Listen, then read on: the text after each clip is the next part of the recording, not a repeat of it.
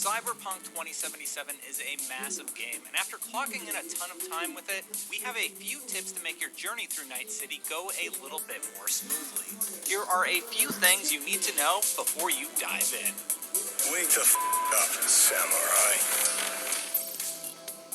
Early on, when you're choosing to level up your attributes, you can choose between body reflexes, technical ability, intelligence, or cool. Now here's why you might want to focus on a few of them. Body will let you force open doors, technical ability will let you open certain doorways, and intelligence will let you hack PCs and servers. During our playthrough, the max number needed for these was level 10, but it's really up to you which you pick. Also, I should note that cool will open unique dialogue options you might not want to miss. Your neck, it's a mess. Now, a layer down from your attributes are your perks. Perks are things like carrying capacity, increasing your damage with weapons, or increasing your crit damage from stealth. You'll have difficult choices to make about which you level into, and some require a level 20 in the parent attribute.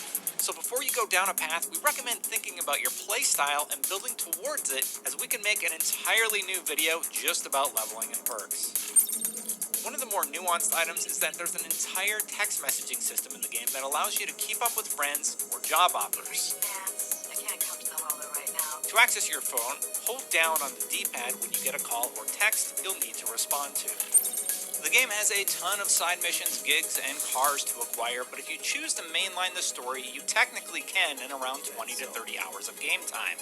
The game does have a point of no return that will pop up, letting you know before you hit this moment, so you can power through and see what happens at lower completion rates, or get them all up to 100%, which has been said to take closer to 175 hours. Clothing isn't just for looks. There's an armor system attached to each piece you wear and a mod system. Mods will increase things like crit damage. Choose which clothing you mod carefully, as the mods will remain attached to that piece of gear and will be destroyed if replaced.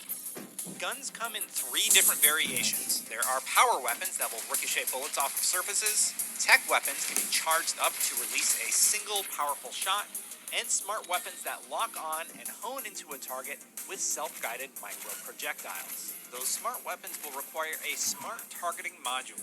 Be sure to have one installed. About your cyberware systems, and I can't stress this enough, do not sleep on upgrading them. You can do this at any Ripper dock, which are seen on the map as this icon.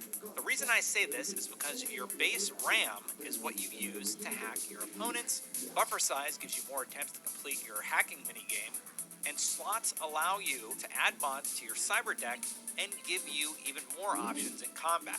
This is also where you can install things like double jump, enhanced damage with smart weapons, or gorilla arms for super strong punches, and the ability to rip turrets from their base. You can get your first taste of some freebies by doing the gift mission early on.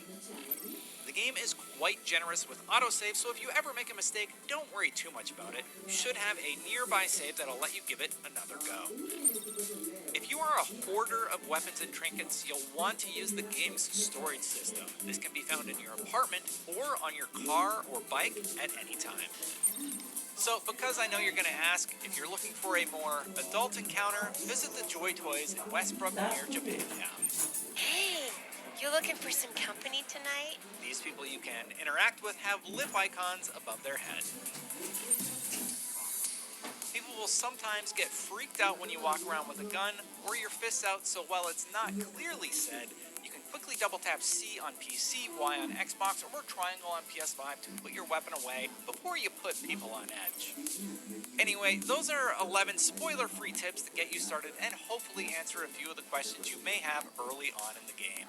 Cyberpunk 2077 is an incredibly dense game with a ton of systems to explore, so be sure to keep it on IGN for all your cyberware needs.